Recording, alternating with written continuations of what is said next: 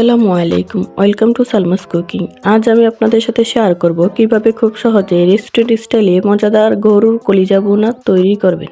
একদম পারফেক্ট স্বাদে নরম আর ঝালঝাল এই কলিজা ভুনা বানানোর সব সহজ টিপস থাকছে আজকের ভিডিওতে।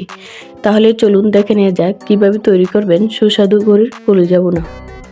প্রথমে চুলায় একটি হাঁড়ি বসিয়ে নিয়েছি, এরপর দিয়ে দিচ্ছি আধা কাপ পরিমাণ তেল।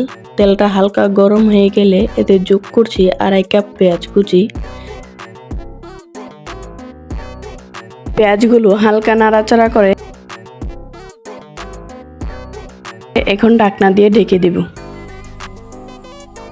এখন ঢাকনা খুলে হালকা নাড়াচাড়া করে নিচ্ছি পেঁয়াজগুলি ব্রাউন হওয়া পর্যন্ত।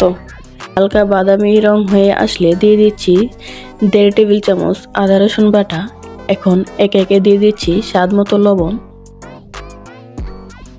1.5 চা চামচ হলুদ গুঁড়া, 2 চা চামচ মরিচ গুঁড়া, 1 চা চামচ জিরার গুঁড়া, 1 চা চামচ ধনিয়ার গুঁড়া, 1 চা চামচ গরম মশলা গুঁড়া।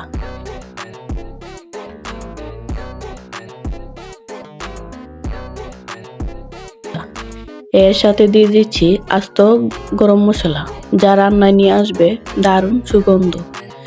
মশলাগুলো ভালোভাবে কষিয়ে নেওয়ার পর এখন দিয়ে দিব 1 কাপ পরিমাণে পানি। মশলাগুলো ভালোভাবে কষিয়ে নেওয়ার পর এখন দিয়ে দিচ্ছি 1 কেজি পরিমাণ গরুর কলিজা।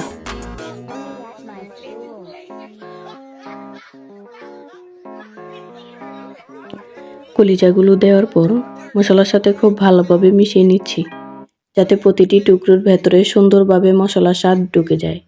এরপর হাঁড়ির ঢাকনা লাগিয়ে প্রায় 10 মিনিট রান্না হতে দিচ্ছি। তবে মাঝে মাঝে ঢাকনা খুলে একটু নেড়ে দেখবেন যেন নিচে লেগে না যায়।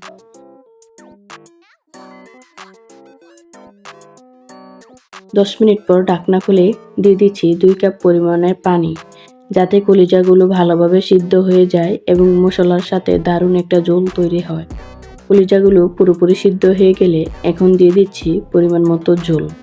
ধীরে ধীরে রান্নাটা হয়ে উঠবে একদম মজাদার ঝাল ঝাল আর সুগন্ধে ভরপুর গরুর কলিজা ভুনা।